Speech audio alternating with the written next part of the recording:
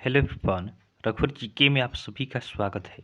आज हम लोग बिहार डीएलएड एंट्रेंस एग्जाम 2023 से संबंधित हिंदी के एक काफ़ी इम्पोर्टेंट टॉपिक जो शब्द विचार है, जिसका हमने कल आपका कॉन्सेप्ट पढ़ा है, आज हम शब्द विचार का प्रैक्टिस करेंगे। इसमें से दो क्वेश्चन आपके एग्जाम में जरूर देखने को मिलेंगे, तो आप वीडियो को लास्ट तक देखें और वीडियो पसंद है तो चैनल को सब्सक्राइब जरूर करें ताकि आगे आने वाले क्लास का नोटिफिकेशन आपको मिलता रहे। तो चलिए आज का क्लास हम स्टार्ट करते हैं। हमारा फर्स्ट क्वेश्चन है, भारत की प्राचीन भाषा कौन सी है? तो भारत की प्राचीन भाषा कौन सी है? तो भारत की प्राचीन भाषा आपका संस्कृत है। तो ऑप्शन बी हमारा सही आंसर होगा कि भारत की प्राचीन भाषा संस्कृत है। नेक्स्ट क्वेश्चन है, मानक हिंदी से क्या तात्पर्य है? मानक हिंदी से क्या तात्पर्य है?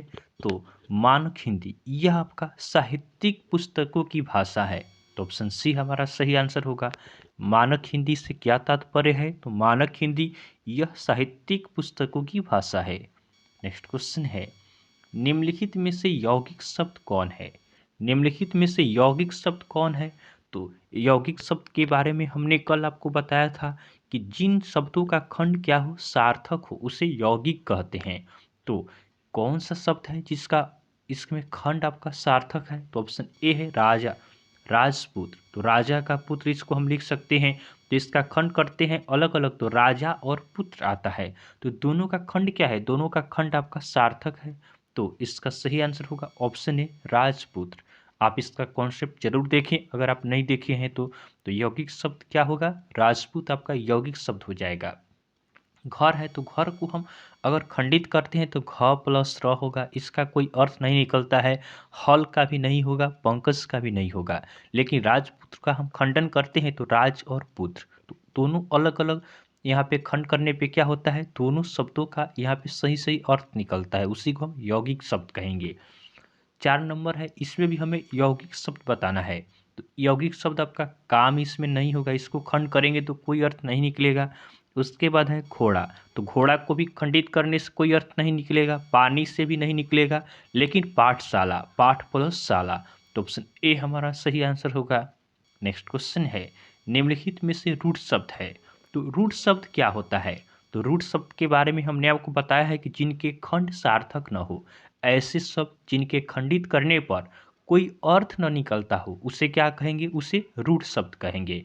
इसमें से रूट क्या होगा? विद्यार्थी है ऑप्शन ए में। तो विद्यार्थी का हम खंडित करें तो विद्या प्लस अर्थी होगा। लंबोदर को करें तो लंबा है उदर जिसका। राष्ट्रपति को भी करें तो इसका भी राष्ट्र प्लस पति हो जाएगा। तो सबका अर्थ निकलता है। लेकिन घर को हम खंडित करें तो इसका कोई अर्थ नहीं निकलेगा। तो घर क्या हो जाएगा? घर यहाँ पे रूट शब्द होगा। नेक्स्ट क्वेश्चन है, निम्नलिखित में से योग रूट शब्द है। अब योग रूट क्या होता है? तो रूट के बारे में हमने बताया आपको कि रूट को हम खंडित करते हैं तो इसका अर्थ नहीं निकलता है। यौगिक के बारे में बताया कि यौगिक को खंडित करते हैं तो इसका अर्थ निकलता है। अब योग रूट क्या होता है? तो ऐसे शब्द जो खंडित करने पे अपना अर्थ छोड़कर विशेष अर्थ ग्रहण करते हैं, उसको क्या कहते हैं? योग रूट कहते हैं। तो इसमें से योग रूट शब्द कौन सा होगा? तो ऑप्शन ए घर है, ऑप्शन बी गंगाजल है, ऑप्शन सी पुस्तकालय है, ऑप्शन डी पीताम्बर है। तो पीताम्बर का हम अगर खंडन करते हैं तो पीला है अंबर जिसका, अर्थात जिसका पीला वस्त्र है उसको क्या कहते हैं? उसको उनको हम क्या कहेंगे? पीताम्बर, अर्थात विष्णु कहा जाता है। तो हमारा सही आंसर होगा ऑप्शन डी। यहाँ से क्या होता है? पीताम्बर क्या है? यह योगरूट होगा, क्योंकि पीताम्बर से क्या एक नया शब्द हमको मिलता है, पीला है अंबर जिसका, अर्थात विष्णु। तो ऑप्शन डी सही आंसर है। नेक्स्ट क्वेश्चन देखते हैं, सर्वप्रथम भाषा का प्रयोग किस रूप में हुआ? तो भाषा का सर्वप्रथम प्रयोग किस रूप में हुआ? लिखित रूप में हुआ, सांकेतिक रूप में हुआ या मौखिक रूप में हुआ? तो भाषा का सबसे पहले प्रयोग आपका सांकेतिक रूप में हुआ। तो ऑप्शन ए हमारा सही आंसर है। नेक्स्ट क्वेश्चन है, किसी क्षेत्र विशेष में बोली जाने वाली भाषा को क्या कहते हैं? किसी क्षेत्र विशेष में बोली जाने वाली भाषा को क्या कहा जाता है? तो किसी क्षेत्र विशेष में बोली जाने वाली भाषा को राजभाषा नहीं कहा जाएगा, राष्ट्रभाषा भी नहीं कह सकते हैं, केवल बोली कहा जाएगा। तो ऑप्शन ए हमारा सही आंसर होगा। नेक्स्ट क्वेश्चन है, निम्नलिखित में से देशन शब्द कौन सा है? देशज शब्द क्या होता है? तो देशज शब्द जो हम लोग क्या करते हैं, जो आपका जैसे हो गया, मान लीजिए कोई भी हम बोलचाल की भाषा में शब्दों का जो यूज करते हैं, देशज शब्द उसे कहा जाता है। तो इसमें से कौन सा देशज शब्द होगा? ऑप्शन ए घर है, ऑप्शन बी बाग है, ऑप्शन सी टिकट है, ऑप्शन डी प्लेटफॉर्म है। तो इसमें से घर आपका क्या होगा? ये आपका देशज शब्द होगा। अगला प्रश्न है, निम्नलिखित में से कौन सा विदेशज शब्द है? तो विदेशज शब्द जो विदेशों से ली गई भाषा हो, तो विदेशज इसमें से कौन सा होगा? तो विदेशज इसमें हमें बताना है। तो ऑप्शन ए है पेट। पेट आपका देशज शब्द है। छाती भी आपका देशज शब्द है। लोटा भी देशज शब्द है। लेकिन कालीन क्या है? कालीन आपका विदेशज शब्द है। तो ऑप्शन सी हमारा सही आंसर होगा। नेक्स्ट क्वेश्चन है, हिंदी भाषा किस लिपि में लिखी जाती है? हिंदी भाषा किस लिपि में लिखी जाती है? तो हिंदी भाषा आपका देवनागरी लिपि में लिखी जाती है। तो ऑप्शन डी हमारा सही आंसर होगा। नेक्स्ट क्वेश्चन है, भाषा साधन है।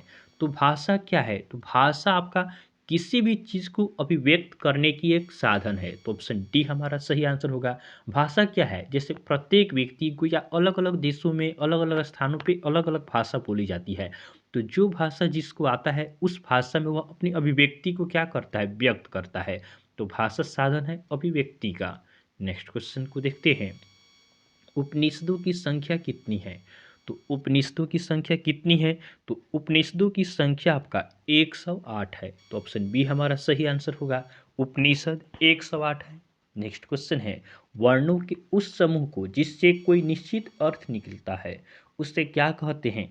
तो वर्णों के ऐसे समूह जिनसे कोई खास अर्थ निकले उसे क्या कहा जाएगा? शब्द कहा जाएगा। ऑप्शन ए हमारा सही आंसर होगा।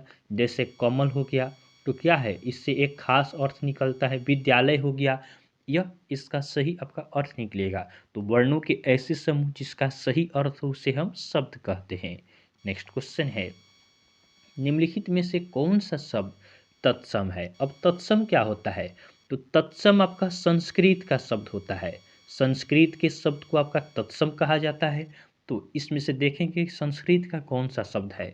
ऑप्शन ए छेद है, ऑप्शन बी मालिन है, ऑप्शन सी है छिद्र, ऑप्शन डी है जोधा। तो यहाँ ध्यान से देखेंगे तो छिद्र क्या है? आपका संस्कृत शब्द है। तो यह आपका तत्सम हो जाएगा। तो ऑप्शन सी हमारा सही आंसर है।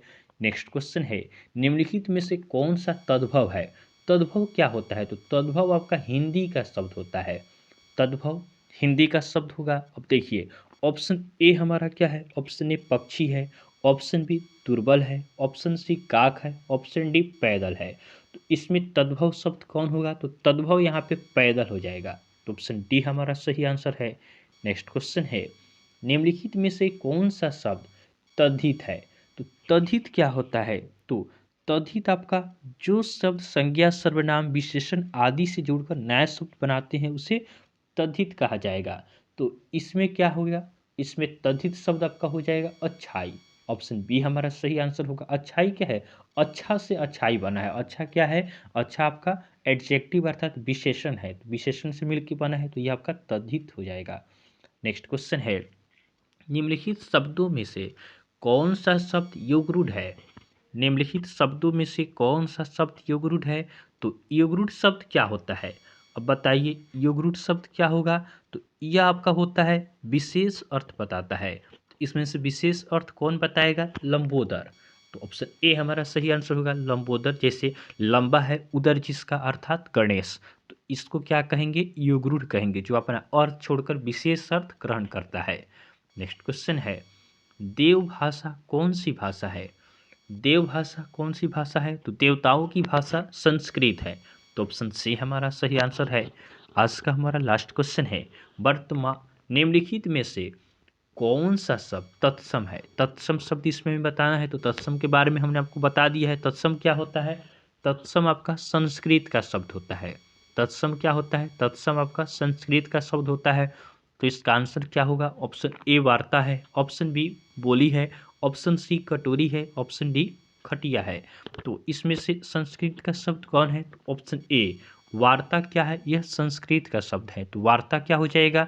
वार्ता आपका तत्सम शब्द हो जाएगा। तो इस तरह हमने इस वीडियो में भी आपको कॉन्सेप्ट बताया है। अगर आप पूरा इसका कॉन्सेप्ट पढ़ना चाहते हैं तो आप प्रीवियस वीडियो को ज़रूर देखें। कल हमने आपको इसका पूरा कॉन्सेप्ट कराया है। तो आपको वीडियो पसंद आया हो तो आप वीडियो को लाइक करें और चैनल को सब्सक्राइब जरूर करें, ताकि आगे आने वाले क्लास का नोटिफिकेशन आपको मिलता रहे। तो चलिए आज के लिए हम इतना ही रखते हैं, फिर नेक्स्ट वीडियो में आपसे मिलेंगे। तब तक के लिए धन्यवाद।